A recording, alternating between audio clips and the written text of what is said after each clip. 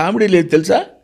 ఏంటంటూ అదంటాడు, నేల మంచి మీద పడుకుంటానంటాడు, కాలుకి పూలకి దండాలంటాడు అనే స్థితిలో ఉన్న ఈ మోడర్న్ సొసైటీలో దానిలో ఉన్న ఔన్నిత్యం కూడా అర్థం చేసుకోవడానికి నేను చెప్పడానికి ప్రయత్నం చేశాను. అది నేనేం చేశానంటే ఆ దండం తీసి మా గౌతమ్ మెడలో వేసి ఆ శాలువా వాడు మెడలో కప్పి నేను నా సినిమాలో హగ్ చేసుకుంటాడు వాడు నన్ను.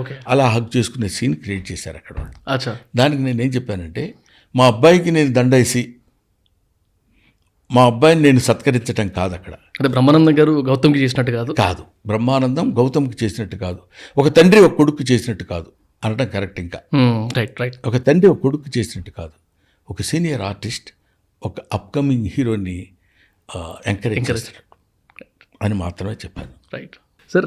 ప్రతి పాడ్కాస్ట్లో లాస్ట్ ఒక 2 క్వశ్చన్లు అడిగి చేస్తాను సార్. సో అందులో ఒకటి మీ ఇన్స్పిరేషన్ ఏంటి అని, మీ అంటే ఒక మనిషి కావచ్చు, బుక్కే కావచ్చు, లేకపోతే ఒక ఇన్సిడెంటే కావచ్చు. దీని తర్వాత ఇంకొక క్వశ్చన్ ఉంది, దాంతో ఎండ్ చేస్తాం.